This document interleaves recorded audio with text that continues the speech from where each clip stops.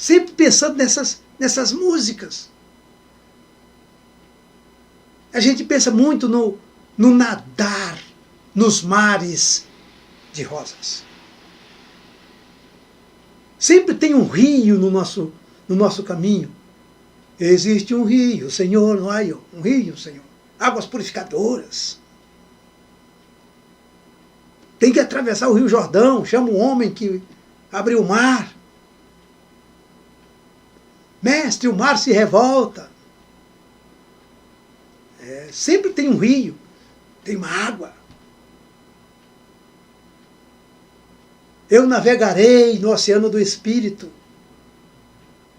Então você quer navegar, quer nadar, quer estar no rio da vida, no mar, que não seja mar morto, mar vivo, o rio da vida.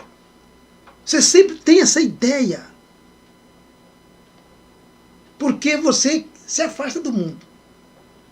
Quando fala no mundo, por exemplo, se as águas do mar da vida quiserem te afogar, segura nas mãos de Deus e vai. Então, apesar de mundo também ter um sentido de mar, e mar ter um sentido de mundo, mas falou em mundo, já é coisa imunda. Não queremos. Não queremos. Meu irmão, minha irmã, meu amigo, é bom que nós entendamos o que significa mundo. Como também é bom que entendamos o que significa céu. E para que entendamos o que é mundo, precisamos de uma leitura um pouco cuidadosa. De preferência, estudos mais aprofundados e mais amplos, e que os nossos líderes nos ensinem. Porque cabe a eles, já que são líderes, que ensinem a palavra, mas ensinem a palavra com fundamento. E não joguem textos isolados em cima dos fiéis, em cima dos liderados, que não constroem uma vida cristã relevante. É bom que pensemos nisso. Por quê? Como nós estamos com a Bíblia na mão, a Bíblia nos foi entregue, a reforma facilitou a leitura da palavra, todos têm direito, têm acesso à palavra, mas todos têm acesso à palavra para uma leitura devida, profunda, correta, mas infelizmente nem todos têm esse acesso. Por falar nisso, uma certa ocasião, há pouco tempo, eu estava dirigindo em uma determinada cidade e o rádio estava ligado, o rádio do carro estava ligado em um programa evangélico de uma rádio. E a pessoa falava e pregava com uma certa empolgação e tinha até um relativo repertório. E eu estava ouvindo aquilo ali e tal, de repente a pessoa entrou aí pelo um beco da batalha espiritual, chamada batalha espiritual, aquela batalha meio patológica que surgiu aí há pouco tempo.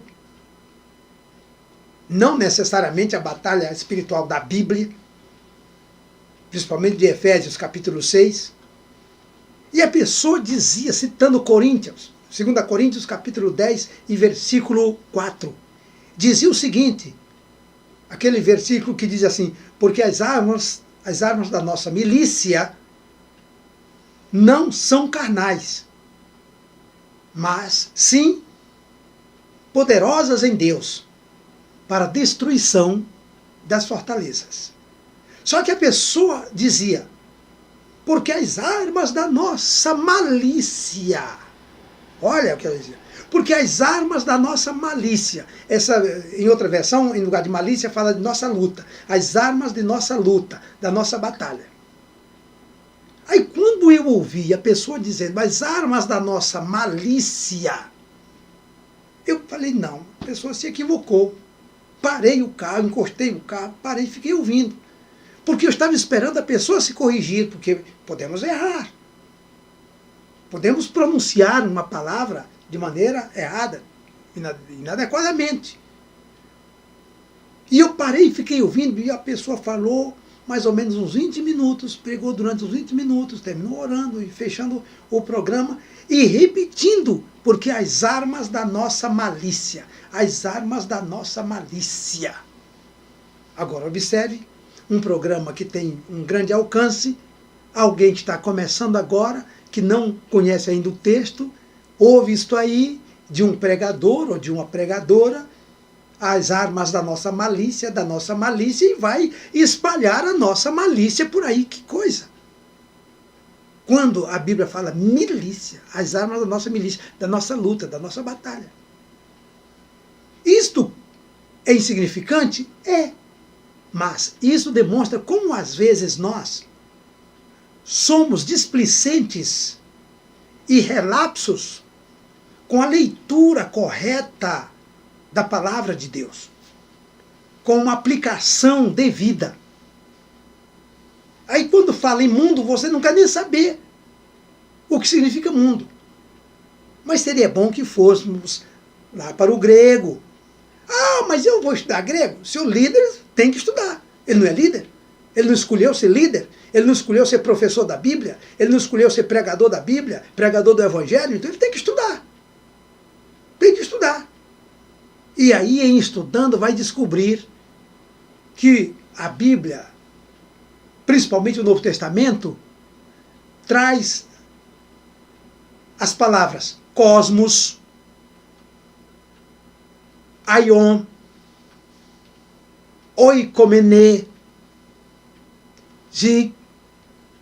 que todas são palavras que significam o quê? Significam mundo. Só que estas palavras têm sentidos específicos. Têm sentidos específicos. Por exemplo, quando você pega lá Deus que criou o mundo, criou a terra e etc. Criou o mundo. Em Atos 17 e 24 é cosmos. Quando você pega João 3,16 também cosmos. Quando você pega 1 João 2,15, amigo do mundo, sabemos que é uma muladeira, etc. Tal, onde fala lá, traz a palavra mundo, também é cosmos. Também 1 João lá 5,19, que fala que o mundo jaz no maligno, também cosmos.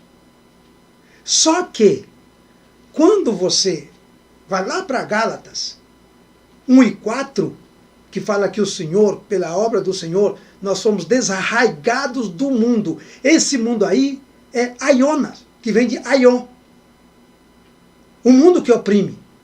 Já não é o mesmo cosmos. Mas em português é a mesma palavra. A mesma palavra, mundo. Quando você chega lá em Lucas, por exemplo, no capítulo 2, quando fala dos habitantes da terra, então fala oikomenê. Os habitantes de um período, habitantes de um império. Aqueles que habitam ali. Mas também chama de mundo. Se fosse português seria G, mas a pronúncia é mais ou menos G. É uma palavra que não se ouve, mas está na Bíblia grega, e significa terra, é mundo, mas significa terra. A sua voz se fez ouvir em toda a terra. Está no Salmo 19:4. O que eu estou querendo dizer com isso? É que são vários nomes para o mundo.